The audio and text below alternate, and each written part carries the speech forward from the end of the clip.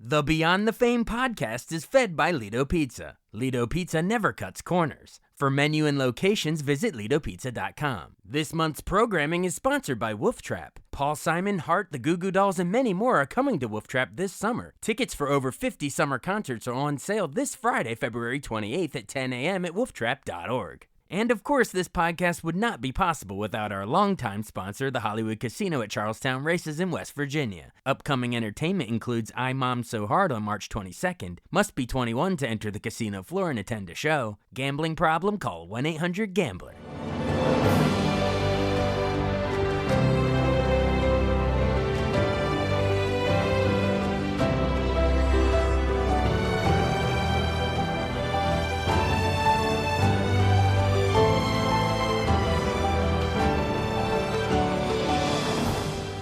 Welcome to the newest episode of Beyond the Fame with Jason Fraley. I'm your host, Jason Fraley, picking the brains of the top filmmakers, musicians, and artists of our time.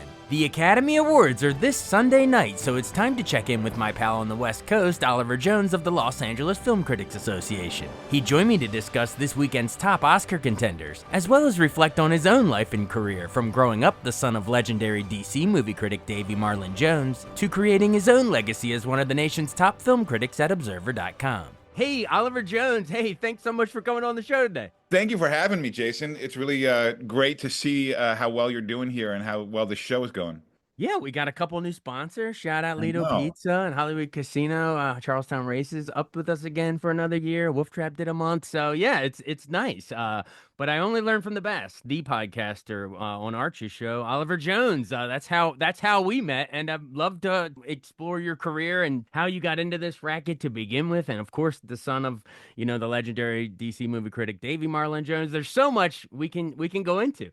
But Well, there's so much DC entertainment coverage power just emanating here, and we'll see if we can just harness some of it, like the Ghostbusters, and focus it in the right direction. harness the good, block bad. Well, so I've Yeah. quoted Happy Gilmore and you've quoted Ghostbusters, so we're off to a highbrow start. But I wanted to tell everyone, you are the esteemed film critic at Observer.com, part of the LA Film Critics Association, and also longtime professor at Emerson College for like over a decade now. So you know your stuff. Today, I'm also teaching at my other post, which is at Syracuse University at their Newhouse School of Communications. They have a program out here in Los Angeles. So I've been teaching for them for the last 3 or 4 years. That's fantastic. Oh, that's great. I would love to get into, later in the interview, if we have time, some of your experiences teaching with the various students and sort of how their approach to viewing film has changed over the years. But we have to start, of course, let's go ahead and start with the Oscars, because that's the big thing that's happening this weekend. Of course, the ceremony is this Sunday, and I wanted to catch up with you because you're actually there on the West Coast.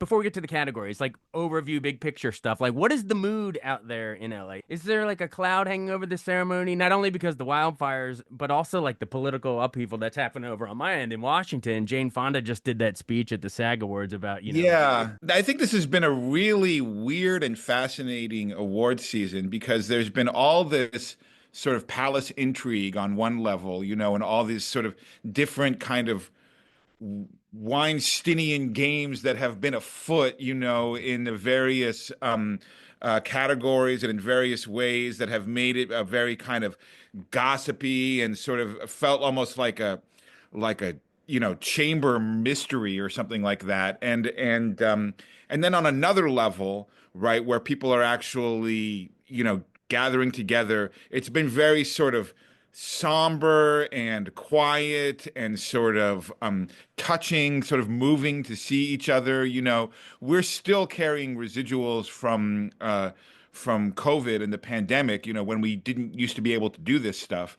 So, and then adding to that, these incredible fires, the extent and damage of which is almost impossible to understand, except to feel it in a moment, So there's just lots of kind of quietness and hugs and kind of recovery that is kind of right below the surface of this chatter and gossip and kind of strategery if you will, that has been going on in what has been, an excitingly and uncommonly up in the air uh award season, which is kind of exciting. And I guess that's why we have all of this chatter.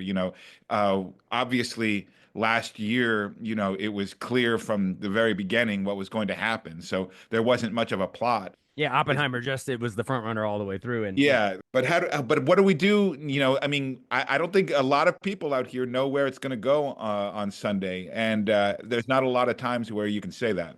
Absolutely, yeah, and well, that's a perfect segue. Let's get into some of that. I guess we'll start with Best Picture race, and well, actually, I should list the nominees before I dive into any of our thoughts. The nominees for Best Picture: Anora, The Brutalist, A Complete Unknown, which is the Bob Dylan movie, Conclave, Dune Part Two, Amelia Perez, I'm Still Here, Nickel Boys, The Substance, and Wicked. Those are your 10. But yes, to your point, it's been sort of an unpredictable ride. I know The Brutalist was sort of the early front runners coming out of the Golden Globes, and then Anora has sort of been sweeping most of the major guilds: Producers Guild, Directors Guild, and Writers Guild for Sean Baker. But then Hmm. most recently, Conclave just won earlier this week at the SAG Awards with the actors, and not to mention the BAFTAs. So yeah, what's your take on sort of what do you think might emerge? I know you personally aren't really so much of a horse race guy. Well, I think that what we're seeing here is a sort of exciting backstretch run by Conclave, and also a complete unknown, mainly because they're taking the middle track. These are weighted voting systems. So I think especially Conclave is like uh the least not liked, right? So I think it's going to be ranked, in the top five or top three of most people who don't vote, where a Nora or Brutalist would be in some of the bottom rankings of some of those people. You're saying like So Conclave might do better on the preferential ballots because it's more liked up and down the ballot, whereas a Nora or like a Substance or so, or maybe even Brutalist would be more, maybe get some more last place votes in addition to first place votes, is what you're yeah, saying. don't you think so, Jason? Yeah. Oh, yeah. Oh, I agree entirely. Plus, Conclave has the recent, I don't know how much if voting probably was already done, but the recent news of Pope Francis now being ill. Yeah, I was wondering about that. I think voting was done by the Yeah. time that kind of hit as a big story. But Yeah. if people were I don't know if people were following I closely think the it was over. That'd be more of just a zeitgeist coincidence, I think. Yeah, we Uh, we have enough scary stuff in our backyard to not pay attention to what's happening in Rome right now. the different colored Um, smoke coming out. But no, I agree. I agree. It's and I have talked on Arch Campbell show about this a lot. He and I weren't as high on Honora as I think you were, and that's fine. I love the various opinions. I think Sean Baker's a talented filmmaker. I love the Florida Project. I thought Honora also, was electric in spurts. I just personally, my wife and I, when we were watching it, I personally thought the act one, we'll call him sexcapades, got a little repetitive, and I don't say that prudishly.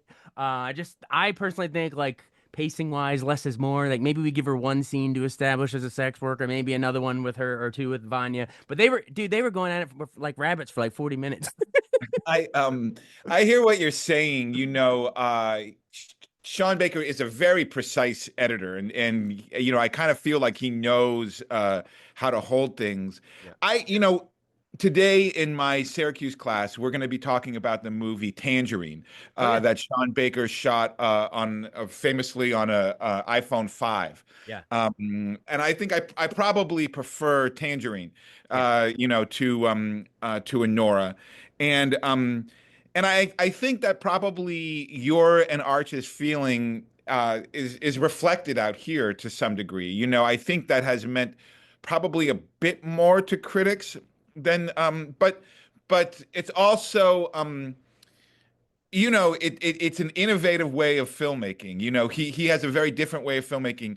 Yeah. It's somewhat reminiscent of a film that did not get nominated for Best Picture that I thought should have, Sing Sing, Oh, I love which Sing Sing. Coleman Domingo's yeah, amazing. yeah, which was one of my favorite. I mean, Yeah. he was very good, but the supporting cast in that, Mhm. there were just moments where we see testimonials from former inmates that I thought about for weeks and weeks later, and that film was innovatively produced, where they paid everyone the same, Mhm. across the board, and it was it was really uncommon, and I kind of feel that there was maybe a part of quieting down that film was quieting down a new way of doing production. Mm, And there might be a little bit of that happening with Anora too. There's just a yeah. little bit of unfamiliarity into the way that it's made that maybe is not as appealing. And perhaps in the case of Brutalist, right, which is kind of an up from your bootstraps epic, Yeah. which is, a $10 million movie that feels, Oh yeah. as heavy as lead. And I meant that as a compliment, although it didn't quite come out that way. But that might be kind of a more appealing production story, even though the film, I guess, is gathering a reputation as being more sort of admired than enjoyed. Is that because of any of the AI controversies about using that at all in Brutalist? Is that really knocked it, or is that overblown in the trades? And is it more just that it's this epic, what, a 3 some hour with intermission? And I really enjoyed it. I admired it. But like you're saying, do you think it's more that it's more respected and admired than emotionally loved? I think people were really invested in the first half of the film, Yeah. and that they became a little less so, for the second half. You walk into that intermission like blown away. You're like, well, this is easily Yeah, going to win. The upside down Statue of Liberty is timely, symbolic, all that stuff. And then the yeah. second half, while good, doesn't quite measure the first half. I think I agree. Yeah, and I think that people sort of felt like, man, I've invested so much at this point, and maybe felt a little let down by the second half. There are aspects where the kind of the way that capitalists control and exploit working class people is kind of Mhm. metaphors made a little bit obvious, and that maybe struck some people as a little bit off. I think the flash forward at the very end, struck people as off. So I think that there was maybe a feeling that that one didn't quite stick the landing. Before we wrap Best Picture and Best Director really quick, because Brady Corbett is a leading contender for The Brutalist for Yeah. director, and Sean Baker for Anora. It's looking like Sean Baker might win just because he wanted the Guild.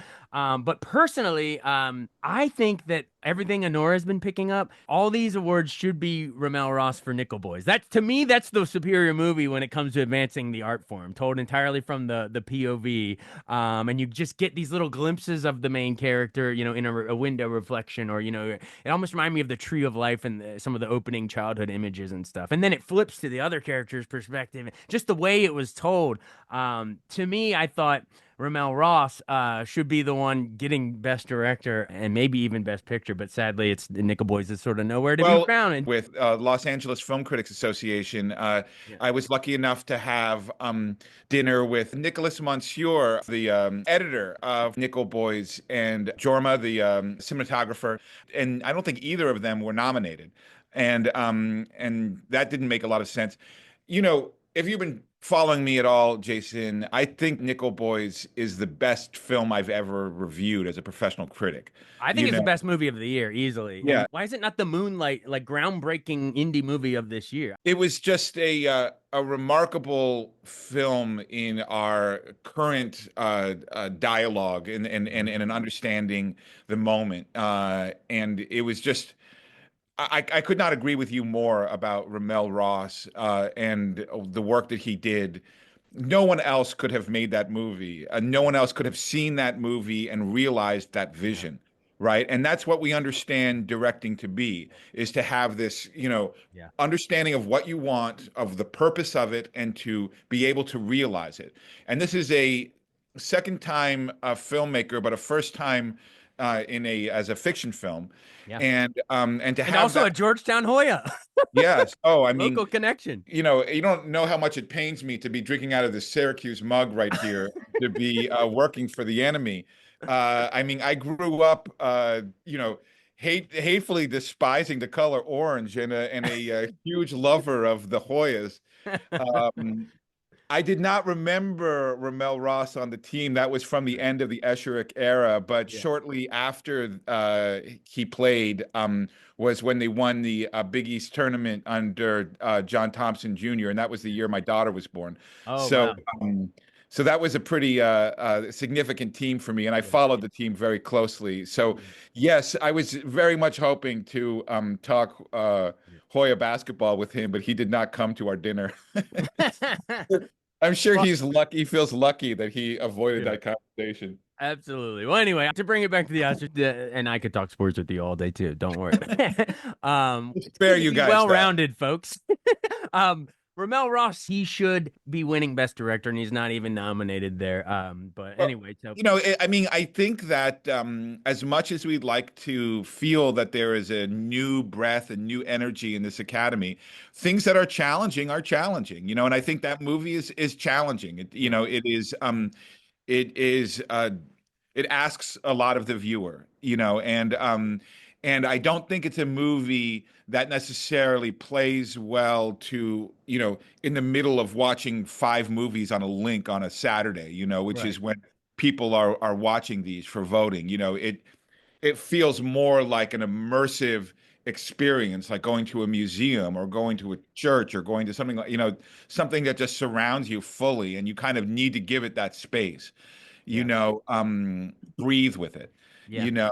And so I think it has a little bit of a disadvantage, but you know, truly innovative work is always at a disadvantage, and it's always, requires critics to celebrate it. yeah, That's the one thing that we critics can do, and is to point out when something is new and yeah. finds a new way to tell a story that we need to keep telling, and we need to find new ways to talk about. So well said.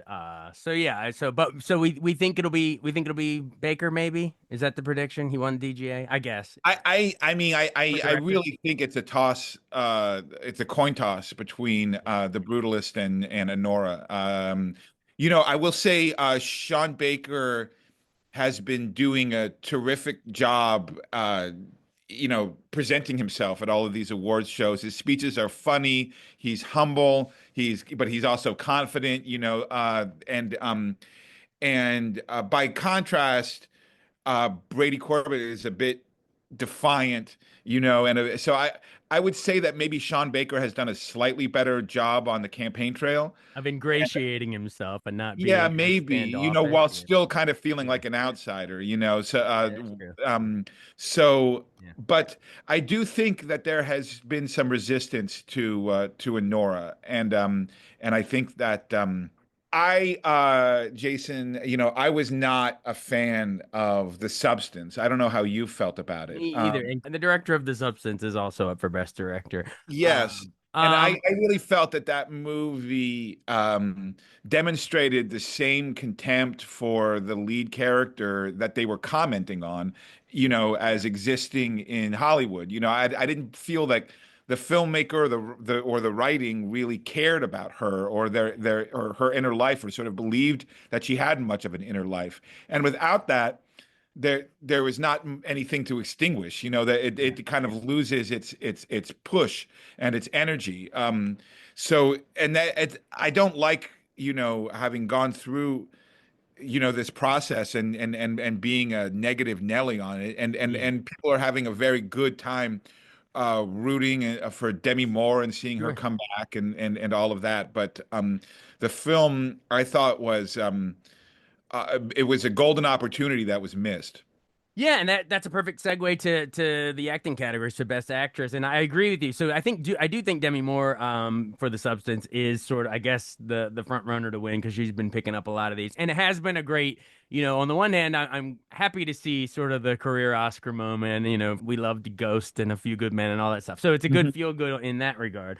Ironically, just a few years after the GI Jane comment got Chris Rock smacked, now GI Jane might win. But anyway, but yes, I feel I share your feelings on The Substance as a movie. I thought the premise was really cool. I root for a Cronenberg kind of body horror. I actually don't mind that genre. I kind of like it when well done. But I just thought this. I think it got a little high on its own supply down the stretch of the movie. And the directing, I Mhm. loved the opening on the Hollywood Walk of Fame, and just the overhead shot and how sort of time is changing. And there's a lot of cool stuff done with it. But I think down the stretch, it got a little indulgent on its own premise and lost me down the stretch. I also felt like, as an aficionado of movies about Los Angeles and about the industry of Los Angeles, it felt like a Los Angeles movie by someone who had never been here before. You know, Ah, okay. and I think similarly, the commentary on the industry felt like from a distance. It didn't have the intimacy, that you felt in The Player or other Yeah. movies that have commented on the soul-crushing process of making movies. Right. Uh, Well, she is a French filmmaker, so yeah, that makes yeah. sense. An Yeah, I mean, and outsider's obviously perspective. that was part of the point, and that's part of the appeal, and I recognize that, Yeah. but for me, it just felt a little false, and I have to say, I saw that movie in a crowded screening room, and as her body becomes more aged and dilapidated, the men behind me were kind of hooting and hollering and commenting, and I had just been taking care of my mom, who's very old, and I felt a little cloud of ageism coming in, and it really it bugged me, and it just and I didn't feel as though the movie had positioned itself against it. I kind of felt Um, like it was indulging in it in its own way too. well And said. not to be Mr. Woke and aware and all this stuff, but in the moment that I was in my life, it just hit me wrong.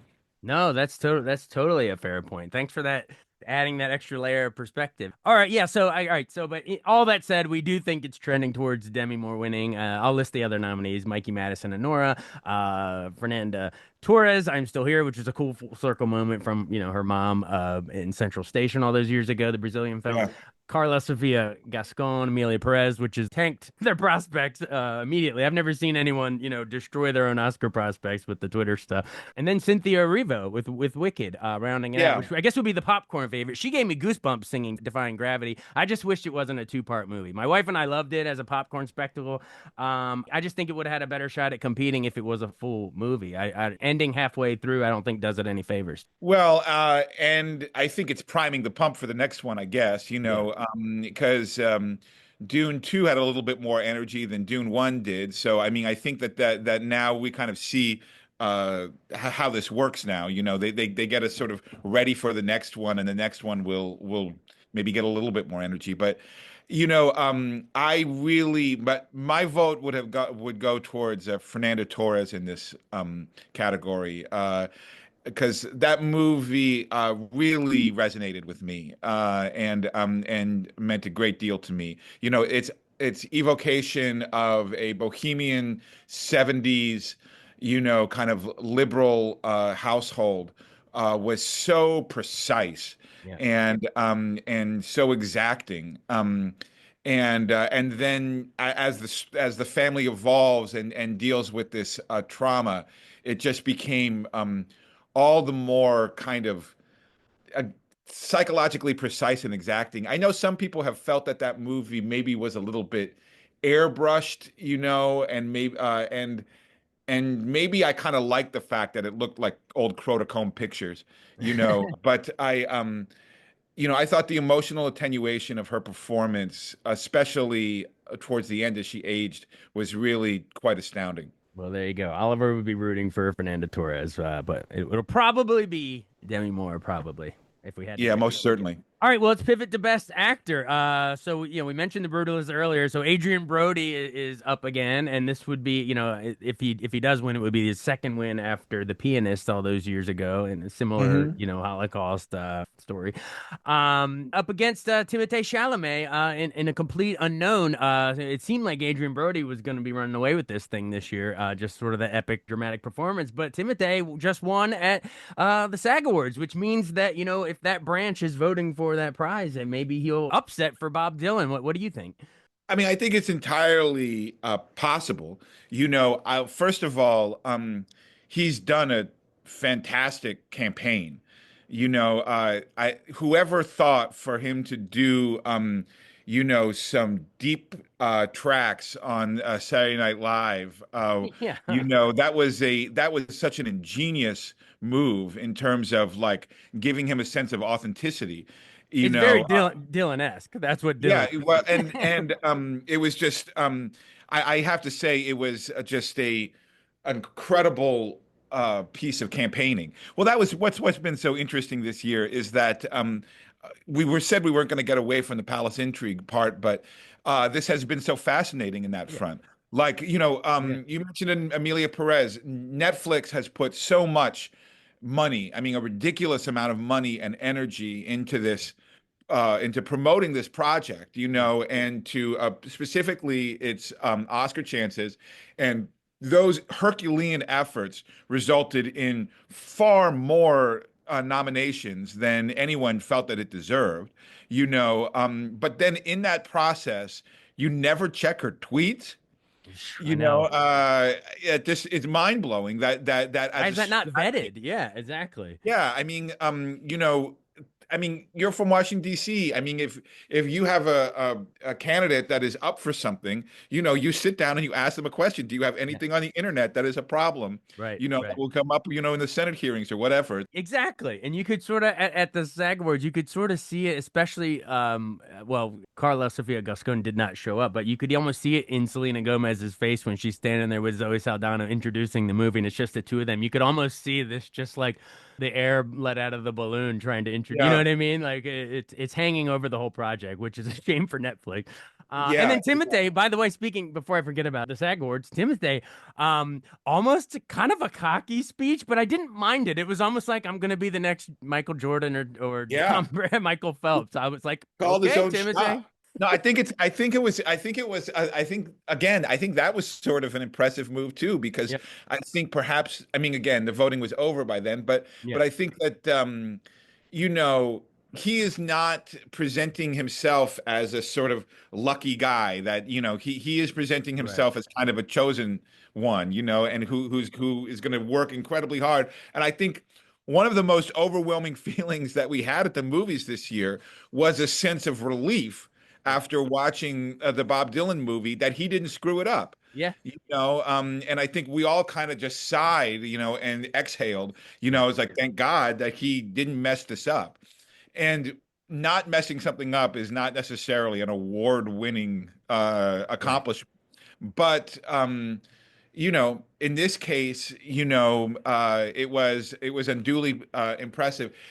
I really think that the best performance in this group is Ray Fiennes in The Conclave. Yeah. And I saw some of those early Oscar ballots. They leaked some of those to Variety or whatever. There were some voters that were like claiming, oh, well, I had voted for Adrian Brody because Ray Fiennes had already won before. And I'm like, no, he hasn't. You think Yeah, he won for Schindler. He probably should have for that or Quiz Show or a million others, Charles Van Doren. But he didn't. And Brody did. So I was like, you kind of got it backwards. You should be voting for Fiennes here, folks. yes, that is a very ironic thing to say in connection to Adrian Brody. Absolutely. And But yeah, no, I mean, I thought it was just, again, one of those performances that was so internal and had so much internal weight, Yeah. and I would like to see him win in that category. I don't think he will, but also, okay, he's someone who has not been doing really any campaigning until somewhat recently. He was at the Santa Barbara Film Festival, and he's a reluctant and humble campaigner, Yeah. but not a bad one. Oh, yeah, I would be thrilled if he won, if Adrian and Timothée somehow maybe split the vote or something and Rafe sneaks in. I would just be thrilled because I've loved his career. Like, yeah, Quiz Show is one of my all-time favorites, and he's terrifying in Schindler, and he's great in Conclave. That was a great ensemble, and that ensemble won at SAG for the top prize. So who knows? Maybe a last-minute push, but it'll probably be Adrian or Timothée. And then just rounding out the category, I should list Coleman Domingo for Sing Sing. We've already raved about his performance. It's so emotional, especially the moment where he breaks down that all the fellow inmates have not been producing his scripts that he wrote while Yeah. in prison. Like that scene is just so great. And then Sebastian Stan also nominated as Donald Trump in The Apprentice, which I know for political reasons some folks won't watch it or whatever because we're such a divided country. But I thought he was so good in it, and I thought Jeremy Strong, if we move to supporting actor, I almost think he should be winning and doing what Kieran Culkin is. Kieran Culkin's probably going to win for a Real Pain for supporting actor, but like Jeremy Strong, man, I thought he was Roy Cohn. Well, And I think that's one of the best nominations. I mean, both of them, but especially Yeah, Sebastian Stan, you know, because it- it was so unexpected. It was one of the best nominations of the whole shebang, you absolutely. know. And I'm so glad that it brought more attention Yeah. to that movie and to that moment that has unfortunately shaped so much of history now. I thought it was so well done. Like Yeah. surprisingly good. The pacing of it. Yeah, there was even some subversive stuff with some of the cuts from one scene to another. You know, so there would be a Yeah. line of dialogue about, he's a killer, and then it cuts to Ivana. There's a lot of stuff that's sort of like wink, wink, nudge, nudge that I didn't Yeah. think it was actually handled pretty nuanced and well done. But The way that Sebastian Stan has handled himself through this process, you know, yeah, he also has a different man. right. And the way that he's talked about ableism and shined a light on that, you know, the way that he has handled the political weight of playing Donald Trump. Yeah. I mean, I think that we weren't necessarily thinking of him as emerging as an important film artist, No, the you know. Winter Soldier. Yeah, and I He think he is going really to. had. It's just a phenomenal year that he's had, Yeah, you yeah, know, with incredibly bold choices yeah. and a great approach to character, and um and I think that's always exciting, you know, when you have someone who looks like a you know, sort of another pretty boy, Yeah. you know, actually show themselves to be a serious filmmaker. You know, I mean, as someone who is doing serious work, it's always exciting, you know, and I really celebrate him and appreciate the way that he's approached all this. Absolutely. All right. Well, then we can knock out the supporting categories really quick since we kind of already went there. So Jeremy Strong as Roy Cohn in The Apprentice. Gosh, I don't even want to speak Roger Stone's name, but he even said that even people that are begrudging against the movie were like, "Dang, Jeremy Strong was exactly like Roy." Yeah, But Kieran Culkin is probably going to win. In The Real Pain, which it's funny I mentioned them together, but because they're both in succession, obviously. right. They're dominating that category. He's probably going to win. And then there was Yura Borisov from Anora, which was sort of the sleeper comic relief and pathos in the last scene down the end of that movie. Ed Norton in A Complete Unknown as Pete Seeger, and Guy Pearce in The Brutalist. Man, now that I read that, that's an amazing category of performances. It is. It's strong, and there was a lot that they left off Yeah, that were really great too. You know, we in the Los Angeles Film Critics Association, we do genderless performance categories. So we right. gave the supporting performance to two men or two males, Yura and Kieran Culkin, um, and um, uh, and yeah, okay. First of all, is does Kieran get the night off from Broadway to come out here and possibly accept this award? I mean, does he have an understudy? Do they shut down production? Right. Uh, I'd like to know, you know, He's got to be there for it, right? You would think. well, But he's so depending nonchalant in these speeches, so he seems like he could take it or leave it.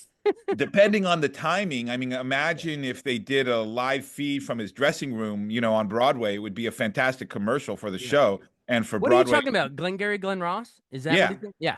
Wow. Yeah, he's on because he hasn't been around. You Yeah. know, he did a strong push in the beginning, but now he went off on Broadway, Yeah. and that's almost like a stealth campaign move. But I think he already sort of had this in the bag from the get-go. You Yeah. know, I think that the supporting categories with Zoe Saldana as the Yeah. almost certain lock, I think they've been the most lock feeling of all Yeah. of these awards. And to the extent that Amelia Perez works at all, it works because of Zoe Saldana. You know, she makes the most kind of ridiculous, emotional and dramatic turns and musical turns of that film, emotionally grounded in a amazing physical performance. You know, I'm not, as you might imagine, a great fan of the film, but I can't not admire her performance or knock it in any way. And also, you know, that film, as you mentioned, is not has sort of tapered off in terms of its energy, and it had a lot of nominations. It led in nominations, so it's got to get something. So you got to feel that one is pretty much a lock. Who are the other? Oh yeah, I agree. I think Saldana will probably win for that. But it's other nominees is Monica Barbaro as Joan Baez in A Complete Unknown, sort of a breakout performance. Ariana Grande in Wicked, the popular pick. Felicity Jones in The Brutalists. I guess she gets a late movie scene in that movie, storming in and Mhm. sort of standing up to Guy Pearce. And then Isabella Rossellini in Conclave, which I know a lot of people are making the connections to her mom, Ingrid Bergman, and, as a nun, Bells of St. Mary's, all that kind of, there's Mm. some cool history, but I don't think she was really on screen enough to really, warrant that nomination. I cannot believe that Anjanou Ellis Yeah. did Nickel not Boys. get nominated for Nickel Boys. The hug that Anjanou Ellis Taylor gives the camera in Nickel Boys is something that I'm still feeling. All of it kind of, I can't really remember having such a physical reaction to something Yeah. like tactile like that. So powerful. In addition to Anjanou Ellis, I would say the performance that stayed with me the most this year was Joan Chen and Dee Dee Mm. as the mom. I just thought she was just incredible. It was a great written part, and she just played it so beautifully. And talk about a great comeback story. Yeah. I mean, and so yeah, I would have loved to have seen those two actors get nominated in this category. And then there's There is Danielle a Deadweiler in The Piano Lesson. There's a lot Yeah. of performances that weren't nominated. My biggest snub, I wanted June Squibb for Thelma so bad. I thought that movie was laugh out loud hilarious. Yes. And my old ass I thought was wonderfully creative. Yeah. Strange Darling, which was more of a thriller. So there's some like genre movies that I thought sort of got the shaft this year that I wish were nominated. Well, I think that one thing that seems to have happened is that it used to be, I felt like the supporting actor category and sometimes the actor category would have a more far afield movie that was not necessarily, had a ton of other nominations that would kind of shine a little light in the corner. We're getting a little bit of that with The Apprentice and the two acting categories, but I don't think there's nearly enough of that. Like I gave the example of Joan Chen and Dee Dee. Yeah. I think we should have more of those. And I kind of feel like the way that we watch movies now, especially around awards time, really focuses people's attention on these, 10 or 11 titles. Yeah. And I think that's a shame. We need more films nominated. I love when you shine a light on some of the lesser known performances and some of the Yeah. snubs and stuff. I really appreciate it, and I'm sure you give folks tons of good ideas based on these suggestions. So, all right, well, that was the first half of the conversation. If you enjoyed Oliver's insights, now the second half of this, since this is Beyond the Fame with Oliver Jones, I want to see how you got to shape these opinions and expertise to begin with. I want to do a little bit of, your origin story and your life and career. Obviously, you're the son of Davy Marlon Jones, legend, a lot of DC area, Maryland, Virginia area. TV viewers will remember your dad, the movie critic on Channel 9, WSA. When did you become aware as a kid, that he was a famous local TV personality, local stage director? And on the flip side, what was he like behind the scenes? I want to know growing up, him being just dad, and then the realization, oh wait, he's actually somebody. Well, I'm sort of me and my brother are kind of a product of a cultural moment in Washington, D.C. When there was investment being made into the local theater scene, and there was some national attention brought to the local theater scene at the Washington Theater Club and the Arena Stage, and great actors, um, you know, uh, John Hillerman, who played Higgins on Magnum PI, was the best man at my parents' wedding, Wow. and so many great actors, Robert Prosky and Ned Beatty, and so came out of that theater scene, Wow. and it was so that's what brought my parents to DC from New York, and it was only sort of by strange coincidence that he ended up being on television and not just making a life in the theater. And I think that came about when Jim Snyder, who was the news director, saw my dad, introduce Spread Eagle, which was like a political review that they did, and offered him the job as a film critic at Channel 9. I Was believe that in 1970 to 87? I think he was here. 71, I think, the 71. year I was born. And Okay, perfect. I think that the person they had reviewing movies at the time was a priest. It was, Conclave was not around yet, yeah, but exactly. It was a real change of direction. And it nice. kind of gives you an idea of how film criticism was approached back then, you know. Right. Um, and yeah, I, I all my life, Jason, I have seen movies for free. And, Going to screenings with dad, you mean? yeah, I mean, ever since I was the littlest, and up through now, and like my students have like, oh, you're a nepo baby, you're a critic, and your dad was a critic. I was like, well, no, I that's not exactly, but I have had a privileged movie going life. Yeah. I've been going to screening rooms from the time that I was 2 or 3, Wow. around Washington, D.C. You remember some of the earliest ones? I know you mentioned Raiders of the Lost Ark in 81, just being blown away by that, I right? I remember and I was like 3 or 4. I think the movie was, it was either Benji or Benji the Hunted. Oh, I Uh remember Benji the Hunter. The wolf flies off the cliff at the end. yeah, but I was super young, and there was a moment we were in the screening room, and there was a bunch of guys sitting around a conference table, like planning, what they're going to just, what property they're going to destroy or something like that. And I turned to my father and said, "Are you sure this is a movie about a puppy dog?" Uh, and I've kind of always applied that principle to when I'm reviewing a movie. Are you sure this is a movie about a puppy dog? Like, always center the puppy if it's a That's movie about. question number one. If it doesn't Yeah. answer that, it's a failure. Yeah, exactly. So I think that was kind of my first review, and Nice. I was 3 or 4, Wow.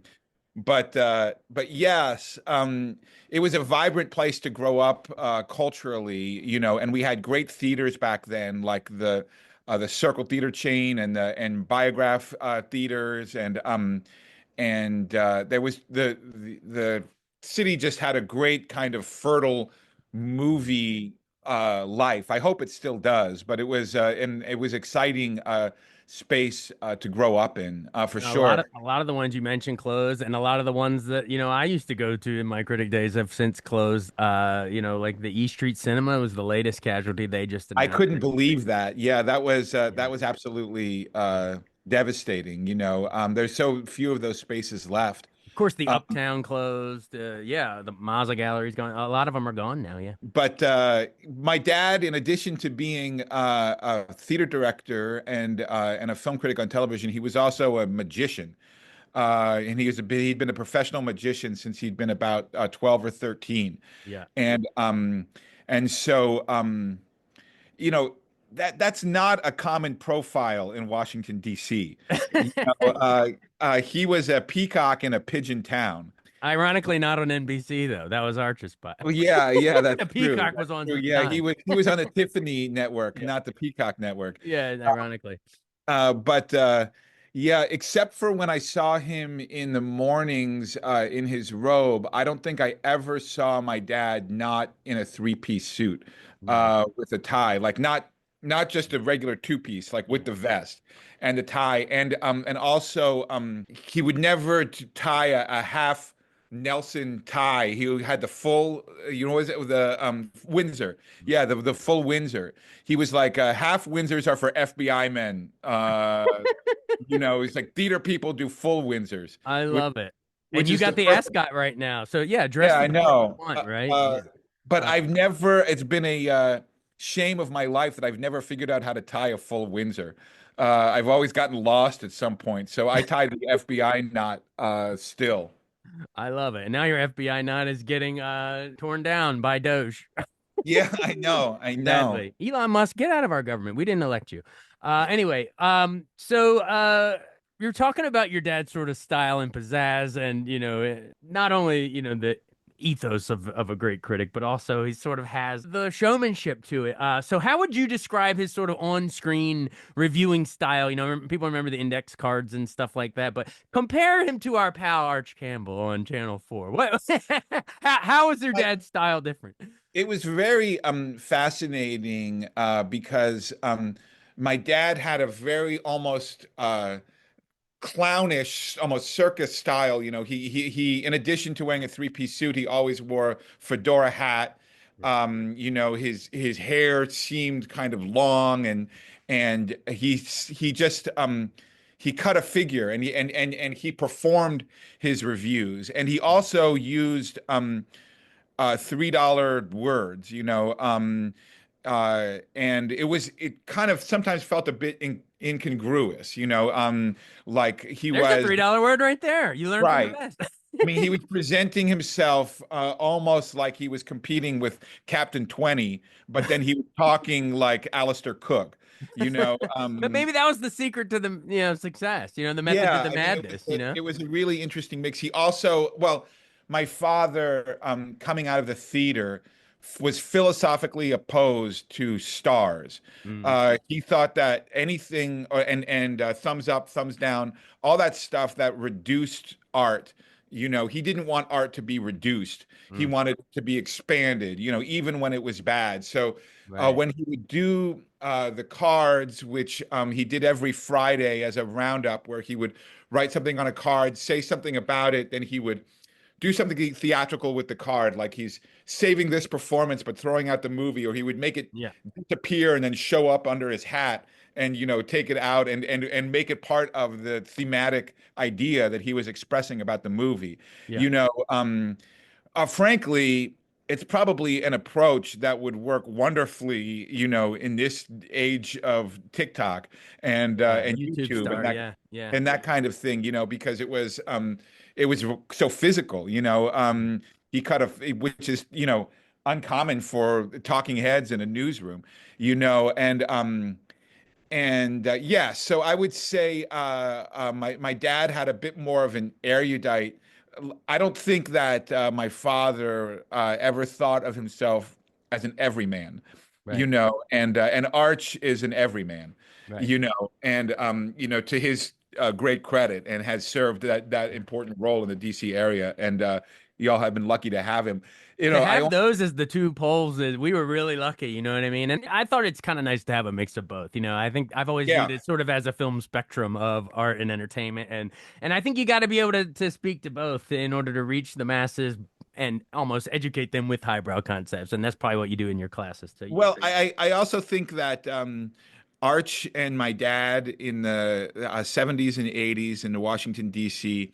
were kind of a local Siskel and Ebert, Yeah. in the respect that they were very different. They were completely different. If they had been on a show together, they would have regularly disagreed. You Although Arch is so not disagreeable. God, Um, we love that man. We're probably yeah. going to go on the show next week as a Oscar recap. This you and I are doing an Oscar preview, but hopefully we get to do a recap with Arch next week. But yeah, so they did really represent two different approaches, and it was really Yeah, exciting and vibrant when they both were dominating the airwaves. I mean, yeah, the telecast on Channel 9, that local news was so high quality. yeah, From top to bottom, it would compete with any national news show, yeah, and it was a personal sense of pride, yeah, especially when you would go to other cities and see yeah, comparatively rinky-dink newscasts, yeah. that it was so good, and then Jim Vance and the crew at Channel 4 was Yeah. right up behind them, and eventually overtook. But It was yeah, it was incredible. just incredible. Yeah.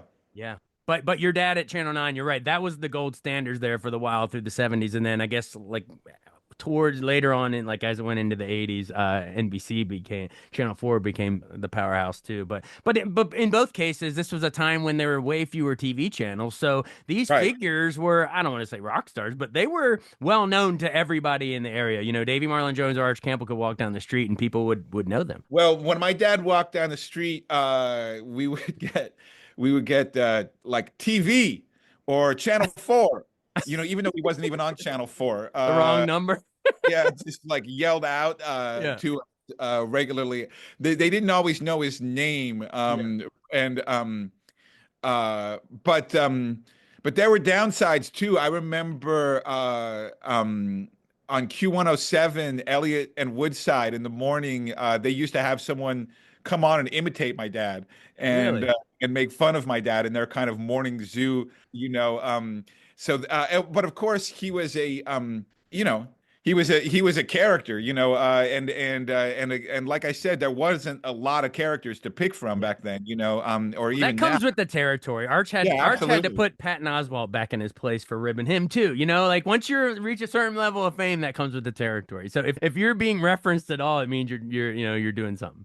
Well, Uh, and I think being challenged as a critic, pissing people off as a yeah, critic, that's part of the job. yeah. You're challenging people. You're not always there to make things easy or simple. And I think that's kind of part of the reason why those those positions went away and we lost those critics. In the early 90s and Yeah. late 80s was because people didn't like to be told that, Happy Gilmore wasn't a good movie or whatever because they liked it, but it really is beneficial to all of us to be challenged, to have something thought-provoking, to look at things in a different way. But That combined people, with the change in technology, where the internet takes off, and then social media. Now everybody's a critic, and on the one hand, it democratizes it, which is cool, I guess, on some level. But everyone has a voice. But on the other side, like you're saying, we're losing the actual expertise and the institutional knowledge and the critical eye. That's what I mourn about, sort of the state I of. would also say for me, and I mean, I don't know how much this applied to the local scene, Yeah. but for me, the most important aspect of film criticism is that it is still journalism. Right. That it follows the ethos of journalism. That it has ethics, that it provides a service, that it provides information. Yeah. It's not just a chance for you to sound off on your opinion or whatever. It has certain guidelines, Right. and it's practiced by journalists. Of course, in the case of my father, it was practiced by a magician um, who just happened to grow up Yeah. loving films and Yeah. have he grew up in a movie theater much like I did and Yeah. my Yeah. brother did, and it never shook him. What were some of his favorite movies, like, or directors, if you can't I remember? mean, I hate to be cliche about this, but I think for my brother's 10th birthday when I was 6, my mom, who worked at the DC Public Library, the Martin Luther King branch downtown, the main branch, Oh yeah. brought home a projector from the library, and for my brother's birthday, my dad showed Citizen Kane. What a great kids party, right? Some people get a clown.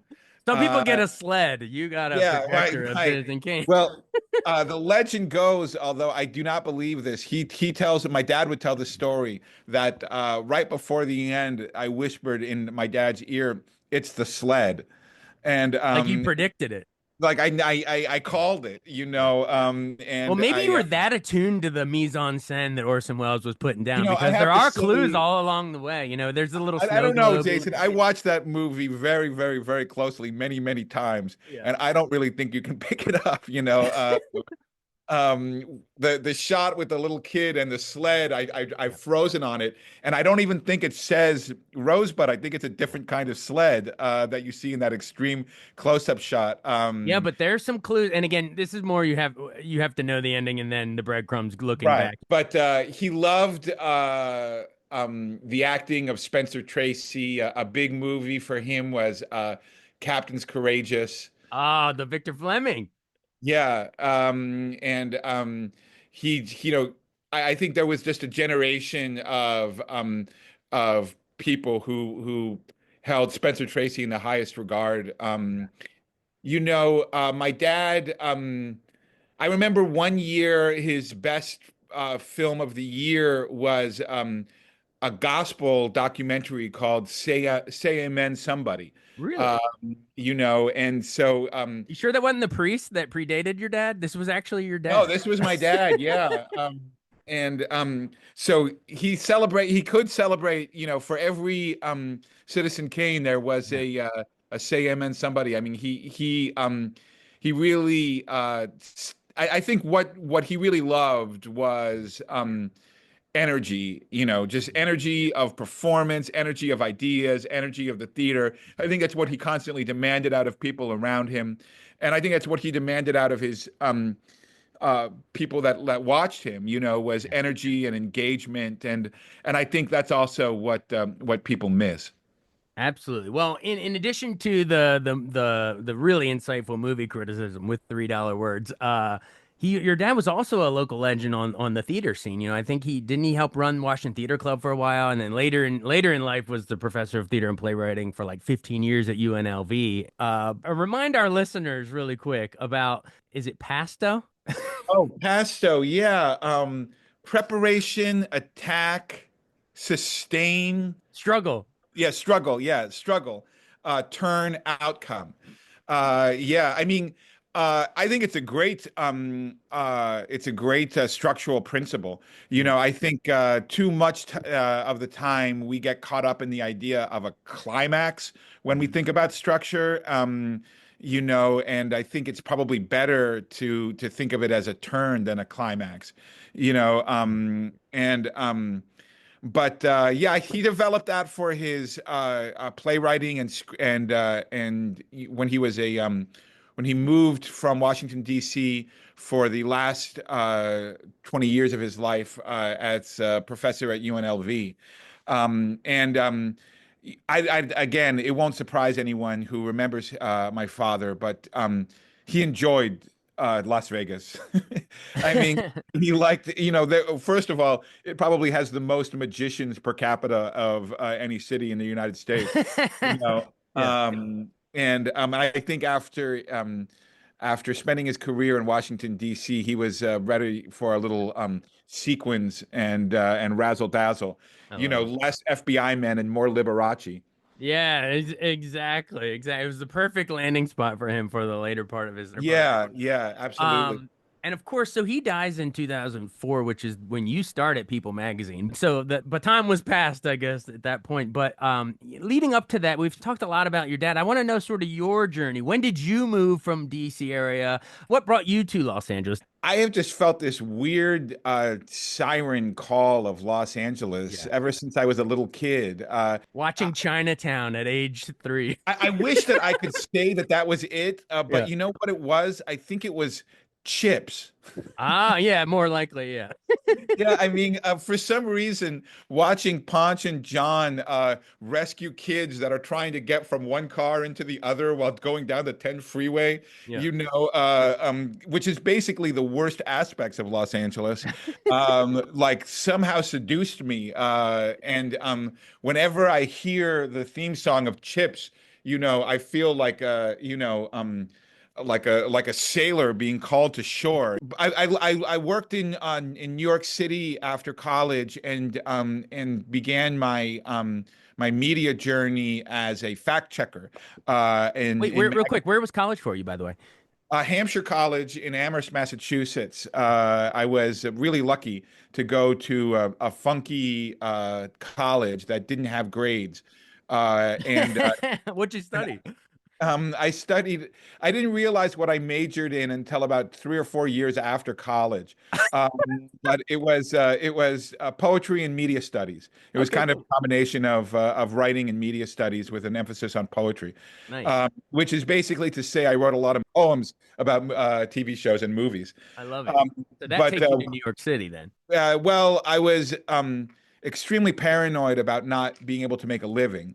And in that time, the mid '90s, an obscure amount of knowledge about TV shows and movies, which I possessed a lot of because I did that instead of my homework for most of my life, was actually a skill that you could get paid for Yeah. as a fact checker at magazines. Knowing things about what's happening in Dragnet the movie, off the top of your head was like Yeah. somehow a payable skill, before the age of Google. Yeah. And so I was very fortunate. I don't know that I would have had the same opportunities had I come up in a time when all information was at your fingertips. Right. Back in those days, when you wanted to find out an obscure fact about the movies, you had to call the Academy Library here in Los Angeles and ask a librarian, and they allowed you three questions. And if you had a fourth question, you had to hang up and call back. Uh, and it was great. It was a great way to start. And again, I was also lucky that I came up in a period where we actually had fax. And where Uh, knowledge, like you're saying, knowledge was celebrated. You could study and watch so many movies and take notes and go to the library and read about it, and you would build up your own knowledge in your own head and expertise. And like you're saying, you could get paid for it. And now people don't care. You can look it up. Yeah, I mean, again, having information in your head is irrelevant. I mean, you probably still. I mean, I still know the phone number of my best friend from second grade, but I don't know my kid's cell phone number. You know, Yeah, um, you don't need to know numbers anymore. Yeah, yeah, so there's so much knowledge that we don't carry with us anymore because we have exactly. pocket computers. Yep, Um, yep. but also, it also speaks to the rigorous process that once was journalism. Yeah, I mean, I don't think that there are any fact checkers anymore. no. And that's They just not in entertainment, in arts. That's Oh, news in no, no, general. Yeah. nowhere. Yeah, I mean, I think the last magazine to have them was National Geographic, Mm, and they don't have them anymore. I think it's gone as a profession, and that was the research department. And the research department was a major part of any news organization. And was an important part of news organization. yeah. And we've been mentioning and talking about my dad, my mom was a research librarian, at the DC Public Library, worked in what was then called the Washingtoniana Division. And she was brought over to curate the Washington Star collection when the Star went under.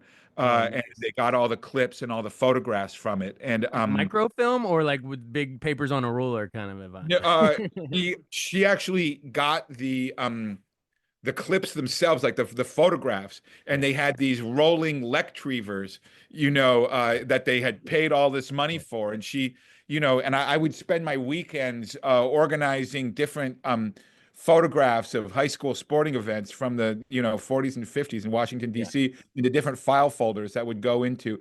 So as much as movies is a part of my DNA, so is research, and yeah. so is being at the library. Nice. And I would say that. The two public places in the world of which I am most at home is in a movie theater and in the library. I love it. Um, So you those did are your my, training. You did your training and the 10,000 hours and all that stuff. Like again, you yeah, worked your way up. Forgive me what's the actual order of this? I know you've worked at Variety, Us Weekly, New York Magazine, People Magazine. What order did that? I think my first staff job was when Us magazine went from a monthly magazine to a weekly magazine. Mm. And I was oh no, I was at Variety before that. Okay, yes. So I had freelanced in Los Angeles throughout the later '90s, and on my way out of town to go back to New York with all my stuff crowded into the back of my Corolla, I stopped at Peter Bart's house. Peter Bart was the legendary editor, former Paramount executive, who was involved with all that great Paramount run in the '70s. He was the number two under Robert Evans. He interviewed me on my way out of town, and I got a job as reporter at Variety, which at that time was launching a new daily edition called the Gotham edition, which was just for New York. So, Right. and that was the most fantastic training because you had two deadlines.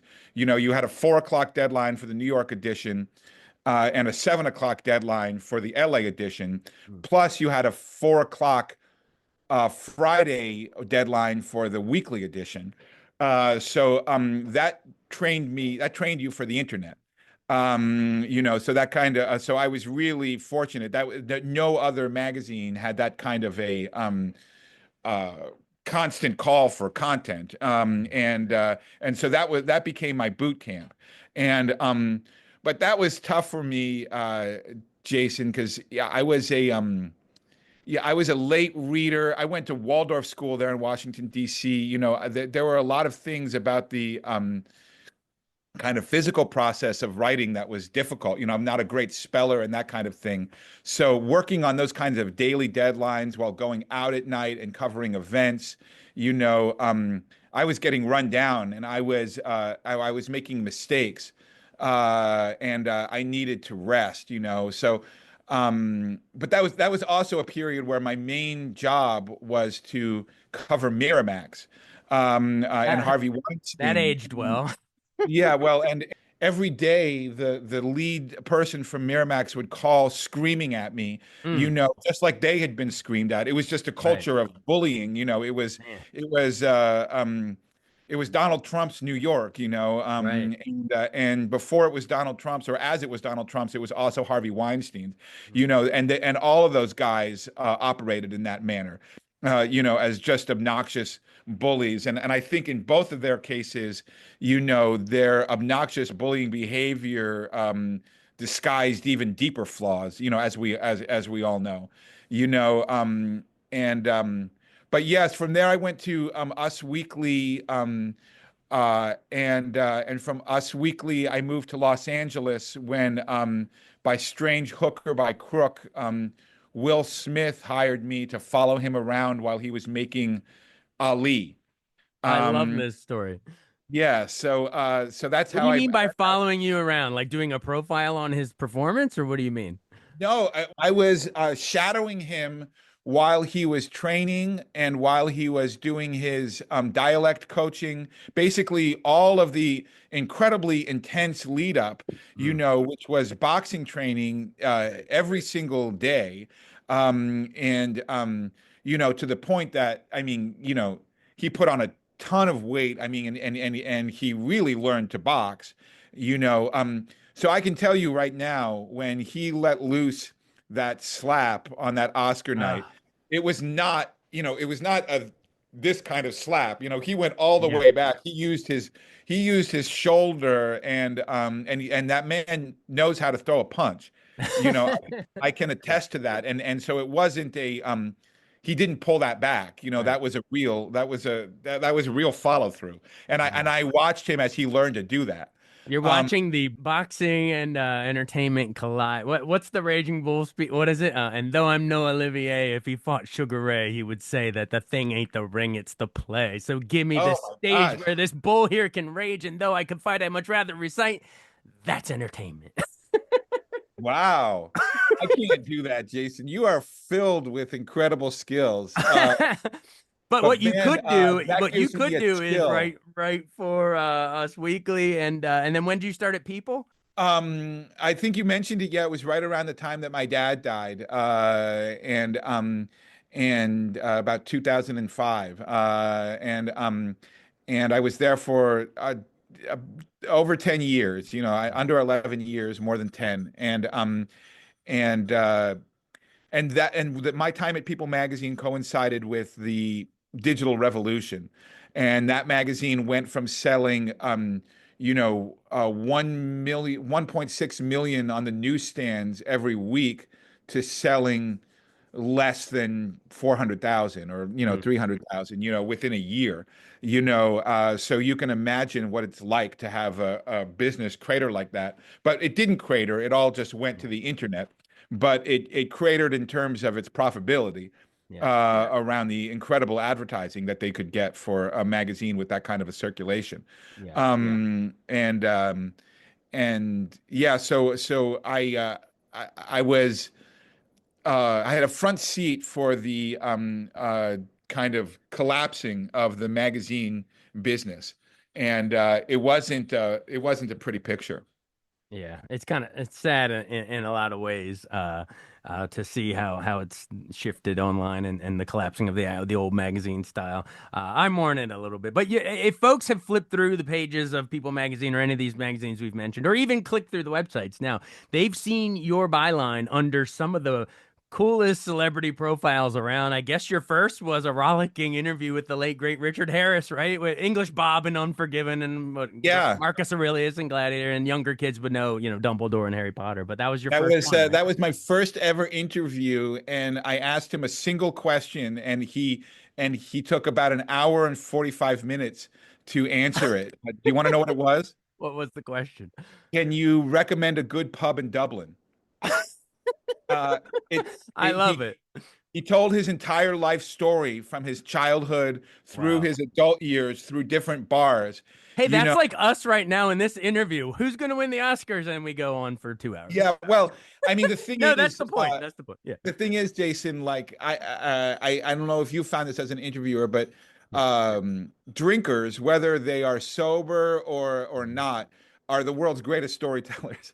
Hands Uh, down. I mean, and they just know how to hold a room. Yeah. So it was very exciting. I remember Jared Harris walked in the room and interrupted our interview and introduced himself to me. And that was when he was right in the beginning of his career. I think he had just played Andy Warhol, and I shot Andy Warhol. Wow. And he would go on to a fame on Chernobyl and Yeah. Mad Men. That's awesome. Hey, I was going to list some of the other big interviews you did. You wrote a profile on Rachel Weisz in New York Magazine, and Oh The yeah. Rock, Dwayne The Rock Johnson in People Magazine, Helen Mirren in People, Jerry Lewis for The Observer. You've sat down with some of the biggest names of all time, but it was an honor sitting down with one of the biggest names in our Oh, business, Oliver Jones, to preview the thank you so Oscars much. this And let's do Sunday. this again, Jason. I think we only covered about a quarter of it. Oh, it's been such an illustrious career. Check him out on observer.com I don't know about all of that, but I'm enjoying hearing you say it. and enroll in his class at Emerson College as well. Yes, and Syracuse. Syracuse. All right, we'll let you get back to teaching, but All right. looking forward to the Oscars. Go Hoyas. Thanks so much for listening to Beyond the Fame with Jason Fraley. Our theme music is Scott Buckley's Clarion. Remember to give us a 5-star rating if you like what you hear. We'll see you next time.